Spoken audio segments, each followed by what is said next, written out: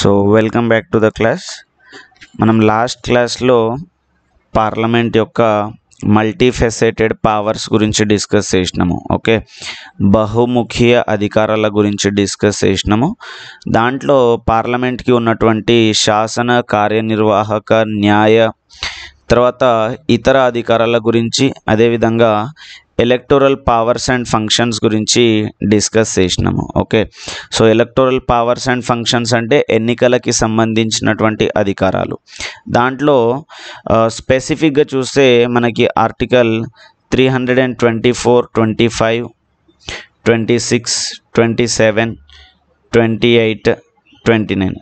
దీంట్లో 27 ఆర్టికల్ పార్లమెంట్కి ఎన్నికలకి సంబంధించినటువంటి అధికారాలను ఇస్తుంది. ఓకే, ఏమి ఇస్తుంది ఎన్నికలకు సంబంధించిన అధికారం? ఆర్టికల్ 327 అంటే పార్లమెంట్ ఎన్నికలకి సంబంధించినటువంటి చట్టాలను రూపొందించవచ్చు అని చెప్పేసి ఆర్టికల్ 327 చెప్తుంది.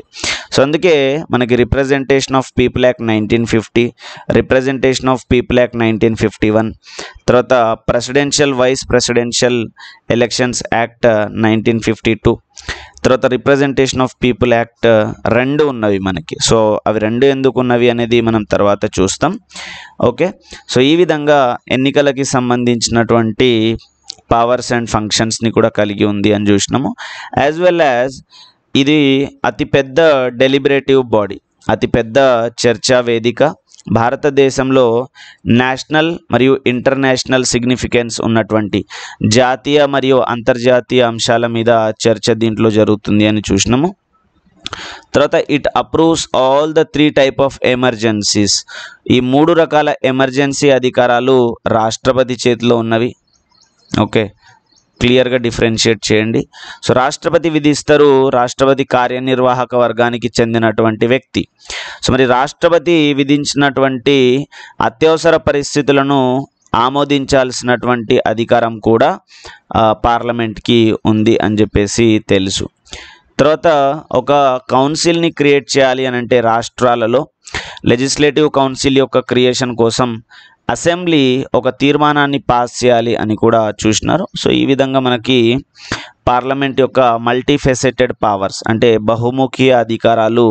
సో బికాజ్ ఇది central to the administration. Okay, ఇది సెంట్రల్ టు ద అడ్మినిస్ట్రేషన్, పరిపాలన కోసము, మరియు ఇది central to the law making, చట్టాలు తయారు చేయటంలో, మరియు గవర్నమెంట్కి కావాల్సినటువంటి మనీని అప్రూవ్ చేయటంలోను, అదేవిధంగా గవర్నమెంట్ని నిలబెట్టడానికి లేదా పడగొట్టడానికి.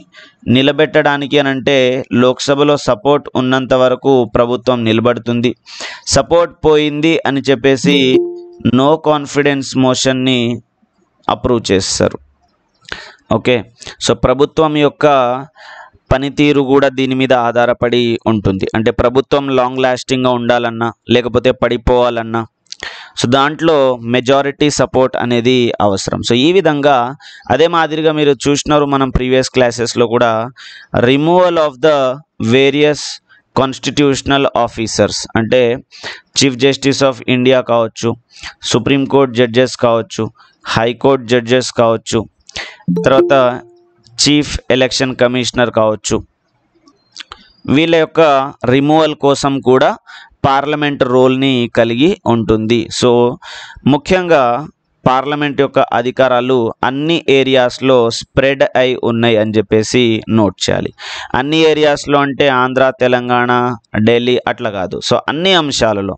సపోజ్ ఇది చూడండి, ఒక చెట్టు అని అనుకుంటే, మనము అనుకోవడం కాదు, ఇది చెట్టే. ఓకే, సో ఇదొక చెట్టు అనుకోండి.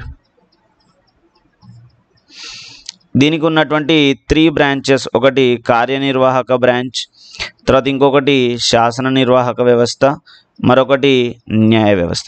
సో దీనికి సపోర్ట్ సిస్టంగా ఉన్నది ప్రజలు. దీనికి సపోర్ట్ సిస్టంగా ఉన్నది ప్రజలు.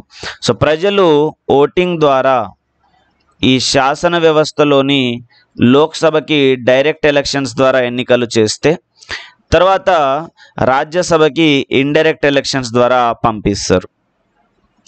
ఓకే, సో ఇప్పుడు శాసన వ్యవస్థలో ఈ లోక్సభలో మెజారిటీ ఉన్నటువంటి పార్టీ లీడర్ ఎవరైతే ఉన్నారో సో వాళ్ళు ప్రైమ్ మినిస్టర్ అండ్ మినిస్టర్స్గా కార్యనిర్వాహక వ్యవస్థలో ఉంటారు. అదే మాదిరిగా ఈ కార్యనిర్వాహక వ్యవస్థలో ఉన్నటువంటి ప్రెసిడెంట్ ఆఫ్ ఇండియాని ఇప్పుడు ఈ లోక్సభ, రాజ్యసభ మరియు రాష్ట్రాల శాసనసభలు కలిసి ఎన్నిక చేస్తే ప్రెసిడెంట్ ఆఫ్ ఇండియా వస్తారు. అదేవిధంగా ఈ శాసనసభల్లో ఉన్నటువంటి లోక్సభ మరియు రాజ్యసభ రెండు కలిసి ఎన్నిక చేస్తే వైస్ ప్రెసిడెంట్ ఆఫ్ ఇండియా వస్తారు. అండ్ ఇప్పుడు చూడండి, న్యాయ వ్యవస్థ అనగానే సుప్రీంకోర్టు అండ్ హైకోర్టు. ఇప్పుడు సుప్రీంకోర్టు, హైకోర్టు యొక్క జడ్జెస్ యొక్క అపాయింట్మెంట్ ఎవరి ద్వారా జరుగుతుంది అంటే ప్రెసిడెంట్ ఆఫ్ ఇండియా ద్వారా జరుగుతుంది. సో ద అల్టిమేట్ అథారిటీ అనేది ప్రజల దగ్గర ఉంది. సో భారతదేశంలో ఎవరైనా సావరిన్ అనంటే అది ప్రజలు, అంటే సార్వభౌమ. సో సార్వభౌమత్వం ఎవరికైనా ఉంది అనంటే అది ప్రజలకు ఉంది. ప్రజల తర్వాత శాసన వ్యవస్థ అయినటువంటి పార్లమెంట్కి ఉంది. పార్లమెంట్ తర్వాత ఎవరు సావరిన్ అనంటే అది కార్యనిర్వాహక వ్యవస్థ. కార్యనిర్వాహక వ్యవస్థ తర్వాత సావరిన్ ఎవరైనా ఉన్నారు అంటే అది సుప్రీంకోర్టు. సో దీని గురించి మనం తర్వాత పార్లమెంట్ యొక్క సవర్నిటీ గురించి చదివేటప్పుడు చూస్తాము, కన్ఫ్యూజ్ కాకూడదు. సో మొత్తానికైతే ప్రజలు సావరిన్ అని గుర్తుపెట్టుకోవాలి. సో ప్రజల తర్వాత పార్లమెంట్ సావరిన్ అని చెప్పేసి నోట్ చేసుకోవాలి. Okay, so let us see. అయితే ఇప్పుడు మనం ఇదంతా కూడా పార్లమెంట్ గురించి చాలా బాగా చర్చిస్తున్నాము. Parliament is very important. Parliament సాధారణ బిల్లులని పాస్ చేయడం ద్వారా చట్టాలు తయారు చేస్తుంది. మనీ బిల్లులను పాస్ చేయడం ద్వారా ట్యాక్స్ ఇంపోజ్ లేదా గవర్నమెంట్కి కావాల్సినటువంటి డబ్బుల్ని ఇస్తుంది, అంటే అప్రోప్రియేషన్ బిల్లుల ద్వారా. కాన్స్టిట్యూషనల్ అమెండ్మెంట్ బిల్లులు పాస్ చేయడం ద్వారా రాజ్యాంగ సవరణ చేస్తుంది. కొన్ని రెజల్యూషన్స్ పాస్ చేయడం వల్ల కొంతమంది ఆఫీసర్స్ని రిమూవల్ చేస్తుంది.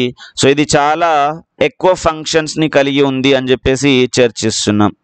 అయితే దీంట్లో ఉన్నటువంటి బ్యాక్డ్రాప్స్ ఏంటో ఒకసారి చూడాలి. ఓకే, సో పార్లమెంట్లో కూడా కొన్ని బ్యాక్డ్రాప్స్ ఉన్నవి. ఏంటి ఆ బ్యాక్డ్రాప్స్ అనేది ఒకటి చూడండి. So parliamentary control over the government and administration in India is more theoretical than practical. In reality, the control is not as effective as it ought to be.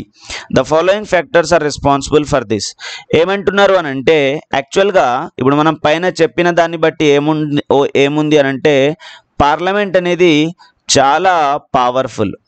Parliament is way more powerful. మనం పైన ఇప్పుడు ఇచ్చినటువంటి examples ఆధారంగా వాళ్ళని remove చేస్తుంది, వీళ్ళని remove చేస్తుంది, money ఇస్తుంది, ఓకే, చట్టాలు తయారు చేస్తుంది, రాజ్యాంగ సవరణ చేస్తుంది. సో దీని ప్రకారము పార్లమెంట్ అనేది చాలా పవర్ఫుల్. కానీ ఇది only theoretical and not practical. So మనం క్లాస్ చెప్పేటప్పుడు కూడా మధ్యలో నేను చాలాసార్లు చెప్పిన ఏమని ఇదంతా చెప్పుకోవడానికే పనికి వస్తుంది అని. సో చూద్దాం, ఉదాహరణలు కొన్ని ఉన్నవి.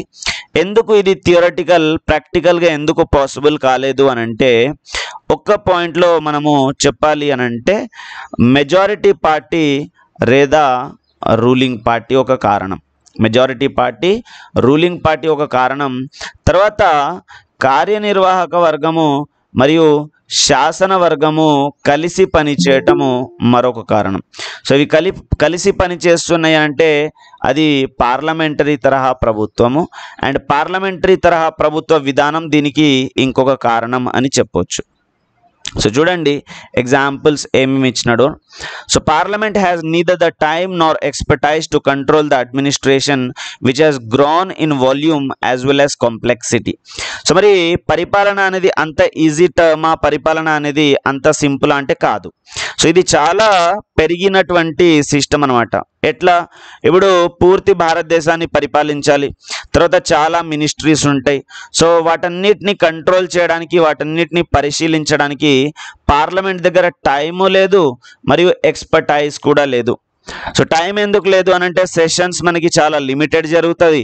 ఎక్స్పర్టైజ్ ఎందుకు లేదు అనంటే దాంట్లో ఎన్నుకున్న వాళ్ళందరూ కూడా ఎడ్యుకేటెడ్ ఎక్స్పర్ట్స్ కాదు. సో టైం లేకపోవడము, ఎక్స్పర్టైజ్ లేకపోవడము ఒకటి కారణము. ఇది ఓన్లీ థియరటికల్ అధికారాలని కలిగి ఉంది అండ్ నాట్ ప్రాక్టికల్ అధికారాలు. Okay, so the parliament's financial control hindered by the technical nature of the demands for grants. The parliamentarians, being the laymen, cannot understand them properly and fully. So financial కంట్రోల్ని parliament కలిగి ఉంది. Okay, so parliament approve చేస్తేనే executive వాళ్ళకి డబ్బులు వెళ్తాయి. కానీ ఇప్పుడు ఈ కంట్రోల్ అనేది ఏ విధంగా దెబ్బతీయబడింది? వీళ్ళు అడిగేటువంటి డిమాండ్స్ ఫర్ గ్రాంట్స్ చాలా టెక్నికల్గా ఉంటాయి అన్నమాట. సో టెక్నికల్గా అంటే పరిపాలనకు ఇప్పుడు ఫినాన్స్ మినిస్టర్ ఉన్నారు. ఫినాన్స్ మినిస్టర్ ఇప్పుడు ఫినాన్స్ అంటే ఆర్థిక అంశాలు, economy is a tough subject. So మరి అందరికీ అర్థమవుతుందా? అర్థం అవ్వదు. సో అది ఒకటి అన్నమాట. సో ఫినాన్షియల్ కంట్రోల్ ఎట్లా హ్యాంపర్ చేయబడింది అని అంటే డిమాండ్స్ ఫర్ గ్రాంట్స్ టెక్నికల్గా ఉండడము. Therefore the parliamentarians, Lok Sabha రాజ్యసభలో కూర్చున్నటువంటి సభ్యులు వాటిని ప్రాపర్గా అర్థం చేసుకునేటువంటి అవకాశం లేదు. సో ఇక్కడ ద క్వశ్చన్ ఈజ్, మరి డిమాండ్స్ ఫర్ గ్రాంట్స్ అనేవి ప్రవేశపెట్టబడుతున్నాయి ఫర్ షూర్. ఓకే, సో మనము బడ్జెట్ తయారీ ప్రక్రియలో 1 నుంచి 6 దశల గురించి చర్చించినాము. అయితే మరి పూర్తిగా అర్థం చేసుకోకుండా అండ్ ప్రాపర్గా దాన్ని అర్థం చేసుకోకుండా మరి డిమాండ్ ఫర్ గ్రాంట్ మీద ఓటు వేయడం అనేది కరెక్ట్ కాదు. సో ఇప్పుడు పార్లమెంట్ని అసిస్ట్ చేయడానికి ఒక వ్యవస్థ కూడా సృష్టించబడింది. ఏంటి ఆ వ్యవస్థ?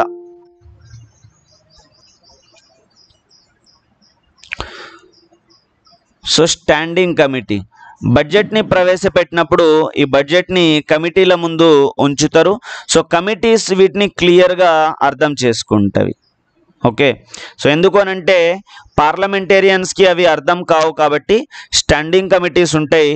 దాంట్లో ఎవరైతే ఎక్స్పర్ట్స్ ఉన్నారో ఆ ఎక్స్పర్ట్స్ దాని మీద చర్చలు జరుగుతారనమాట. తర్వాత legislative leadership lies with the executive and it plays a very significant role in formulating the policy. యాక్చువల్గా ఇప్పుడు మనకేం జరగాలి? కార్యనిర్వాహక వర్గం వాళ్ళు చట్టం తయారు చేసి వాళ్ళ ముందల పెడితే వాళ్ళు అమలు చేయాలి. ఓకే, కానీ మన దగ్గర ఏం జరుగుతుంది అని అంటే ఈ కార్యనిర్వాహక వర్గం వాళ్ళే చట్టాలని తయారు చేయడంలో లీడర్షిప్ని తీసుకుంటున్నారు. ఓకే, చట్టాలని తయారు చేయడంలో కార్యనిర్వాహక వర్గం వాళ్ళే లీడర్షిప్ని తీసుకుంటున్నారు. ఎందుకు ఇట్లా జరుగుతుంది అని అంటే సపోజ్ ఇప్పుడు ఈ కార్యనిర్వాహక వర్గంలో ఉన్న వాళ్ళు ఎవరు? ప్రధానమంత్రి అండ్ అతని యొక్క మంత్రులు. వీళ్ళెవరు? వీళ్ళకి శాసనసభలో సభ్యత్వం ఉంది. వీళ్ళకి శాసనసభలో సభ్యత్వం ఉంది కాబట్టి వీళ్ళు చట్టాలను తయారు చేస్తారు అండ్ వీళ్ళు వాటిని అమలు చేస్తారు. సో చట్టాలు తయారు చేస్తున్నారు as in the capacity of the members. So వాళ్ళు చట్ట సభ్యులు, పార్లమెంటేరియన్స్ అనే కారణం చేత వాళ్ళు చట్టాల తయారీలో పాల్గొంటున్నారు అండ్ వాటిని అమలు చేయడానికి కార్యనిర్వాహక వ్యక్తులుగా వాటిని అమలు చేస్తున్నారు. సో ఇక్కడ ఒక పాజిటివ్ థింగ్ని కూడా మనం గుర్తించవచ్చు. కార్యనిర్వాహకంలో ఉండి ప్రధానమంత్రి మరియు మంత్రులు వీళ్ళకి ఎక్కడెక్కడ ఏమేం చట్టాలు కావాలో తెలుసు కాబట్టి వీళ్ళే సభ్యులుగా కూడా ఉన్నారు కాబట్టి వీళ్ళు సిగ్నిఫికెంట్ రోల్ని కలిగి ఉంటారు అని నోట్ చేయాలి. ఓకే, సో ఇక్కడ మీరు చూడొచ్చు ఫ్యూజన్ ఆఫ్ పవర్. ఇక్కడ మీరు చూడొచ్చు ఫ్యూజన్ ఆఫ్ పవర్ అండ్ ఇదే పార్లమెంటరీ తరహా ప్రభుత్వం యొక్క ఒక ముఖ్యమైనటువంటి లక్షణం. పార్లమెంటరీ తరహా ప్రభుత్వం యొక్క ఒక ముఖ్యమైనటువంటి లక్షణం అంటే రెండు ఆర్గాన్స్ కలిసిమెలిసి పనిచేయటం అనమాట. సో పెద్ద సైజ్ కలిగి ఉండడము. Parliament is very big size, therefore ఎఫెక్టివ్గా ఉండడానికి కష్టం. సో ఒకళ్ళు ఇద్దరు ఉంటే మంచిగా చర్చలు కూడా జరుగుతాయి, ఏమైనా జరుగుతుంది. అంత పెద్ద సైజు ఉంటే చర్చలు జరగటము ఇంపాసిబుల్. దేర్ ఫోర్ మనకి కమిటీ సిస్టమ్స్ కూడా ఇవాల్వ్ అయినవి అని చెప్పేసి నోట్ చేయాలి. తర్వాత పార్లమెంట్ ఎఫెక్టివ్గా పనిచేయకపోవడానికి ఇంకో కారణం ఏంటి అని అంటే ఎగ్జిక్యూటివ్ వాళ్ళకి మెజారిటీ సపోర్ట్ ఉండడము. కార్యనిర్వాహక వర్గం వాళ్ళకి మెజారిటీ సపోర్ట్ ఉండడం వల్ల వాళ్ళది ఏదైనా కూడా నడుస్తుంది and parliament may become ineffective. ఇప్పుడు చట్టాలు తయారు చేయాల్సినటువంటి అధికారము పార్లమెంట్కి ఉంది. సో ఈ పార్లమెంట్లో కార్యనిర్వాహక వర్గం వాళ్ళకి మెజారిటీ ఉంది.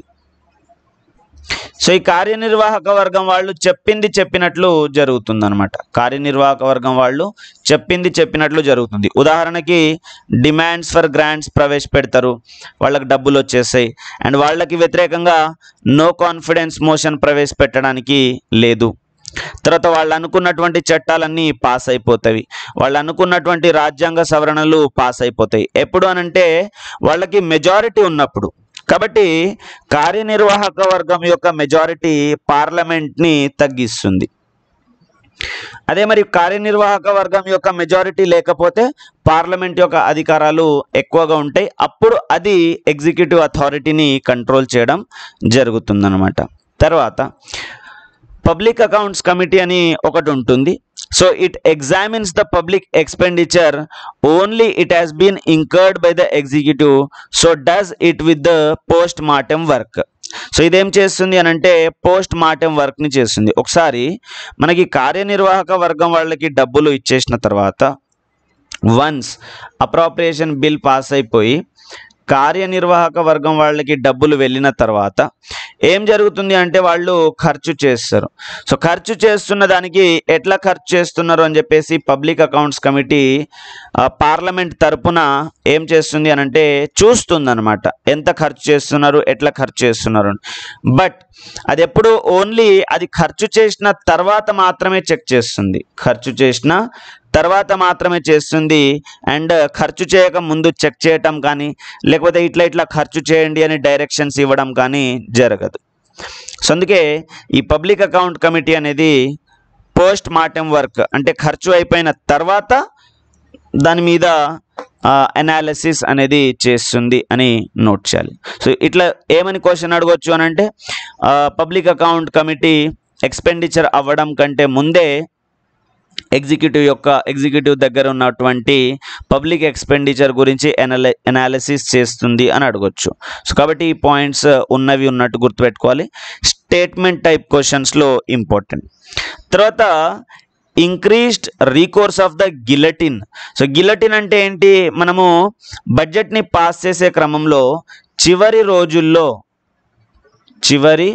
రోజుల్లో ఏం చేస్తారు అని అంటే బడ్జెట్ మీద చర్చ జరిగినా జరగకపోయినా డైరెక్ట్గా పాస్ చేసేస్తారు, అంటే ఓటింగ్ వేయడానికి ప్రవేశపెడతారు.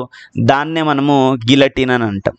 సో ఇప్పుడు చర్చ జరిగినా జరగకపోయినా డైరెక్ట్ గిలటిన్ చేసేస్తున్నారు అని అంటే అర్థం ఏంటి, అక్కడ పార్లమెంట్ యొక్క స్కోప్ని తగ్గిస్తున్నట్టు అర్థం. ఇంకొకటి డెలిగేటెడ్ లెజిస్లేషన్. ఆల్రెడీ ఇక్కడ మనకు తెలుసు కార్యనిర్వాహక వర్గం వాళ్ళకి లీడర్షిప్ ఉంది చట్టాలు తయారు చేయడంలో. కార్యనిర్వాహక వర్గం వాళ్ళకి చట్టాలు తయారు చేయడంలో లీడర్షిప్ ఉంది.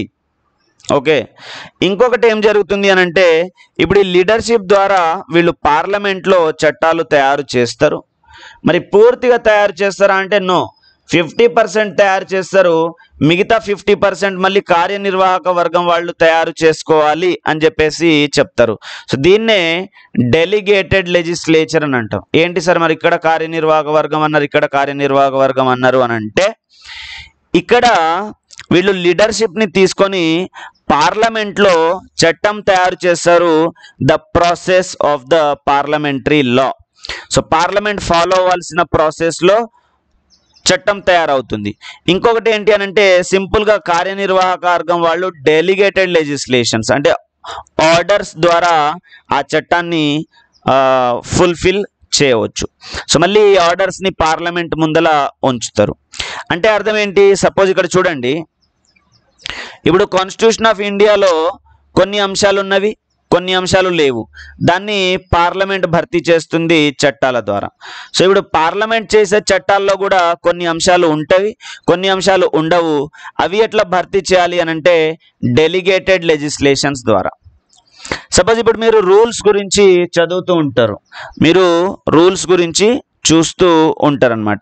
దాంట్లో ఇప్పుడు పార్లమెంట్ ఒక చట్టం చేస్తుంది అండ్ అట్లాంటి చట్టానికి సంబంధించి ఒక రూల్ మీకు కనిపిస్తుంది. సపోజ్ ఈ పార్లమెంట్ చేసినటువంటి చట్టము ministry of women and child డెవలప్మెంట్కి సంబంధించింది అనుకోండి. ఓకే, సో ఇప్పుడు ministry of women and child development minister ఏం చేస్తారు అని అంటే దానికి సంబంధించినటువంటి రూల్స్ని తయారు చేస్తారు. సో దీన్ని మనము డెలిగేటెడ్ లెజిస్లేషన్ అని అంటాం. క్లియర్. పార్లమెంట్ ఏం చేస్తుంది? ఒక చట్టం చేస్తుంది. చట్టం చేసి దాన్ని ఇంప్లిమెంట్ చేయాల్సినటువంటి బాధ్యత ministry of women and child డెవలప్మెంట్కి ఇస్తుంది. సో మళ్ళీ ఈ చట్టాన్ని అమలు చేయడానికి ministry of women and child development రూల్స్ని తయారు చేస్తుంది. దీన్నే మనము డెలిగేటెడ్ లెజిస్లేషన్ అని అంటాం. సో ఇట్లా రూల్స్ని తయారు చేసుకోవాలి అని ఈ చట్టంలో మెన్షన్ చేయబడి ఉంటుందన్నమాట. సో ఇప్పుడు ఈ డెలిగేటెడ్ లెజిస్లేషన్స్ ఉండడం వల్ల కూడా పార్లమెంట్ యొక్క చట్టం తయారు చేసేటువంటి కెపాసిటీ కొంచెం తగ్గుతుంది, ఇన్ఎఫెక్టివ్ అవుతుంది. ఓకే, సో ఎందుకు అనంటే తొందరగా చట్టం ఆమోదించుకోవటము, తర్వాత కార్యనిర్వాహక వర్గం వాళ్ళు డెలిగేటెడ్ లెజిస్లేషన్ ద్వారా దాన్ని భర్తీ చేయటము అట్లాంటిది జరుగుతుందన్నమాట. ఇంకొకటి promulgation of the ordinances by the president. So రాష్ట్రపతి ఆర్డినెన్స్లని జారీ చేయటము, రాష్ట్రపతి ఆర్డినెన్స్లని జారీ చేయటము ద్వారా పార్లమెంట్ యొక్క చట్టాలు తయారు చేసేటువంటి అధికారం తగ్గించబడుతుంది. సో ఆర్డినెన్స్ కూడా చట్టాలే కాబట్టి ఈ చట్టాలని కొంచెం ఇన్ఎఫెక్టివ్ చేస్తాయి అనమాట. యాక్చువల్గా ఇక్కడ చెప్పడానికి అర్థం ఏంటి అనంటే పార్లమెంట్ తయారు చేసే చట్టం యొక్క స్థానాన్ని రాష్ట్రపతి ఆర్డినెన్స్ ద్వారా కొంచెం తీసుకుంటున్నారు అని అర్థం. దో ఇదొక సేఫ్టీ మెజర్. ఎప్పుడైతే పార్లమెంట్ సమావేశంలో ఉండదో అప్పుడు మాత్రమే ఆర్డినెన్స్ జారీ చేయాలి అని చెప్పేసి ఇదొక సేఫ్టీ మెజర్. సో ఏదేమైనప్పటికీ దాని స్థానాన్ని ఇది కొంచెం ఆక్యుపై చేస్తుంది కాబట్టి so parliament becomes a little bit ineffective. Okay, so కేర్ఫుల్గా అర్థం చేసుకోవాలి. మళ్ళీ క్వశ్చన్ ఒకవేళ కంపారిటివ్లీ అడిగితే ఆర్డినెన్స్ల ద్వారా పార్లమెంట్ చేసేటువంటి చట్టాల అధికారం నశిస్తుంది. సో ఇట్లాంటి క్వశ్చన్ వస్తే కూడా కన్ఫ్యూజ్ అవ్వకూడదు. సో ఇక్కడ మనం ఏం చెప్తున్నామనంటే why these things are theoretical then practical. So ఎందుకు ఇవి థియరటికల్గా ఎందుకు అనంటే ఇప్పుడు మనం వింటున్నాం పార్లమెంట్కి చట్టాలు చేసే అధికారం ఉంది. సో మనకు అనిపిస్తుంది ఇది చాలా పవర్ఫుల్ అని. కానీ అదర్ వేలో మనం చూస్తే చట్టాలు తయారు చేసే అధికారం ప్రెసిడెంట్కి కూడా ఉంది త్రూ ద ఆర్డినెన్స్. కాబట్టి ఇది little bit less powerful than we think.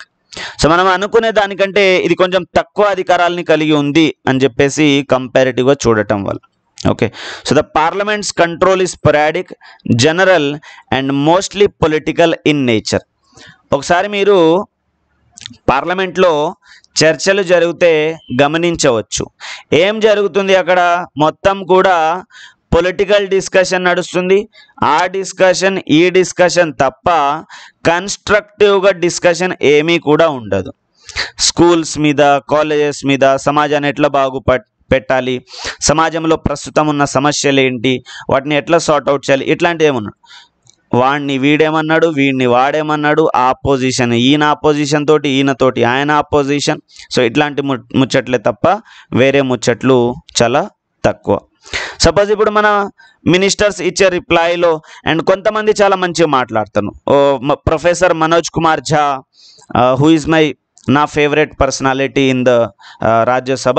So he speaks very nice because he is a professor.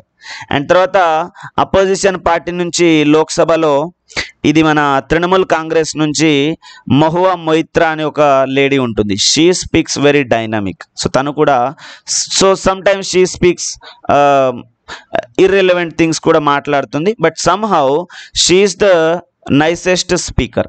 So తను చాలా బాగా మాట్లాడుతుంది అనమాట. Nice parliamentarian. ఓకే, అట్లా అంటే సబ్జెక్ట్ని డిస్కస్ చేసేవాళ్ళు చాలా తక్కువ. అదర్వైజ్ పనికి మాలిన ముచ్చట్లలో చాలామంది ఇన్వాల్వ్ అయి ఉంటారు అనమాట.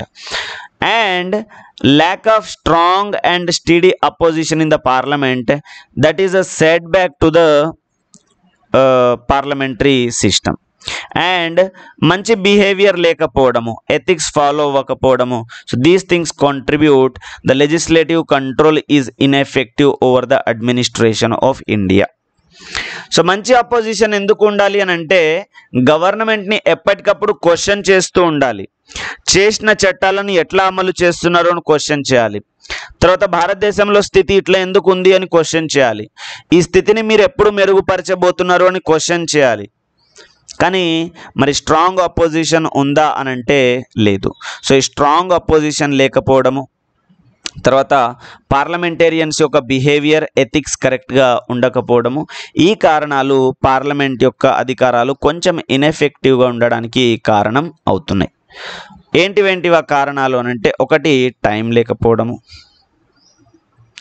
Time, expertise, technical nature of the demands for grants, parliamentarians layman అవ్వటము, వాళ్ళకి అర్థం కాకపోవడము, తర్వాత ఎగ్జిక్యూటివ్కి చట్టాలు తయారు చేయటంలో లెజిస్లేటివ్ లీడర్షిప్ ఉండడము. ఎగ్జిక్యూటివ్ వాళ్ళే మోస్ట్ ఆఫ్ ద చట్టాలు తయారు చేస్తారు.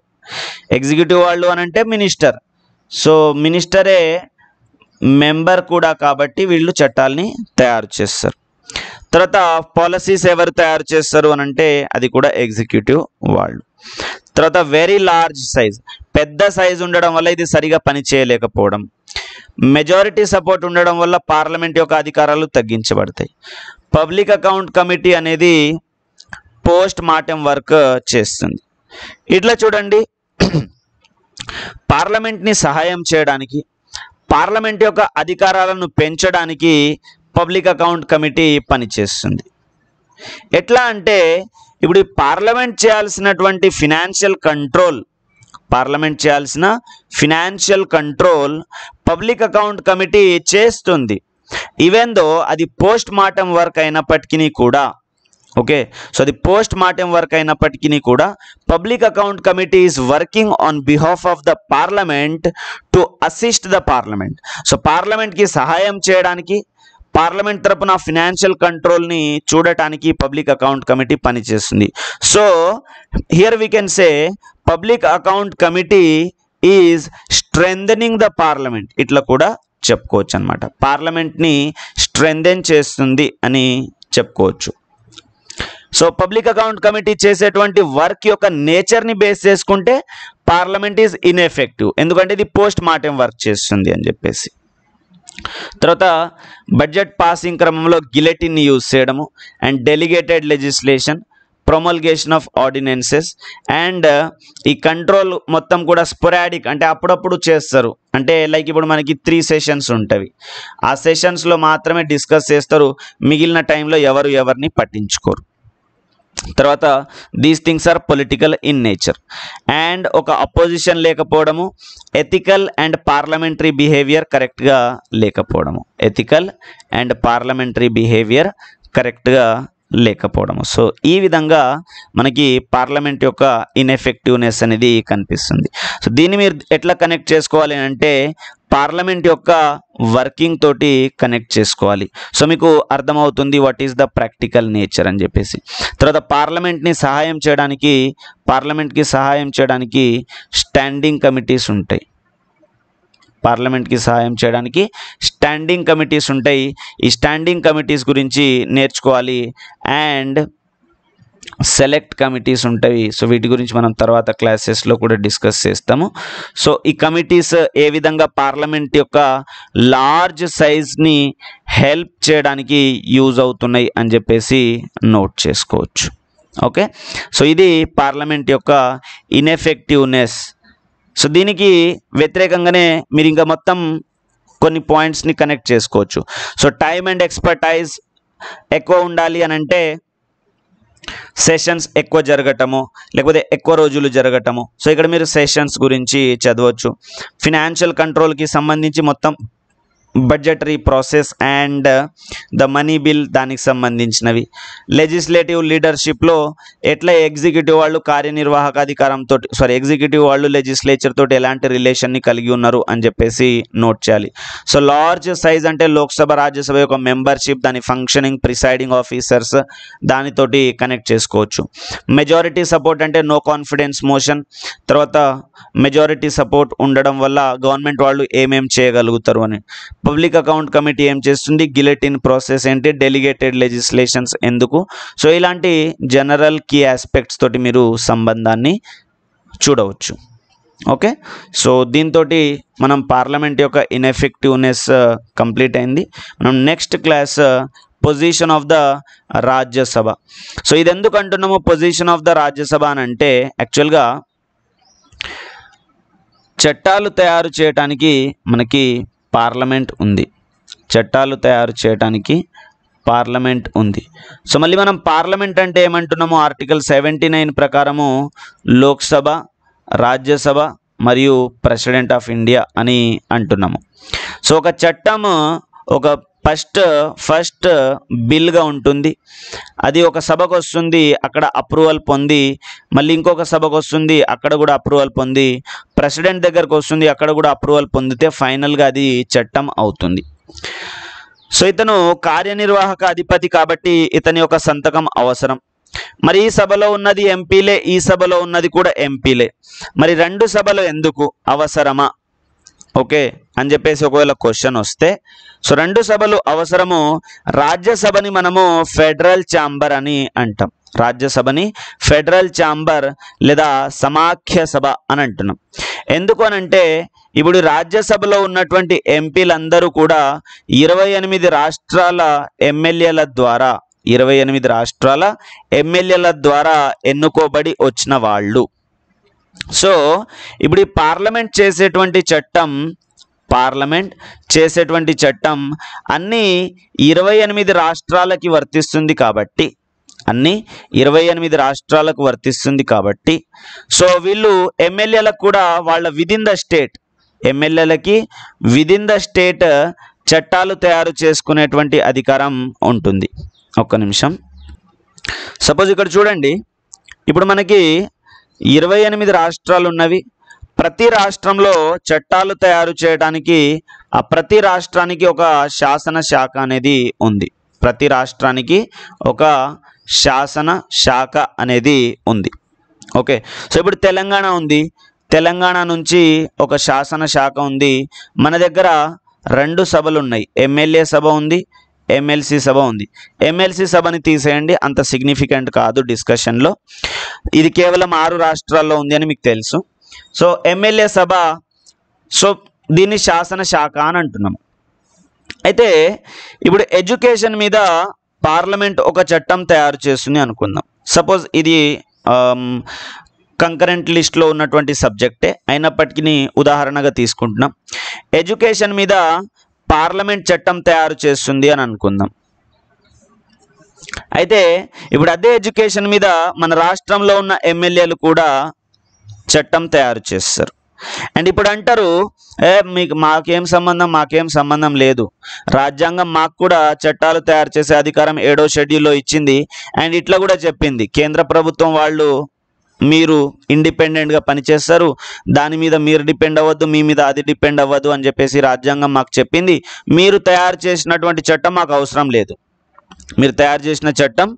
అవసరం లేదు, ఎందుకంటే మేమున్నాం ఎమ్మెల్యేలం, మేము కూడా ప్రజల ద్వారా ఎన్నుకోబడ్డ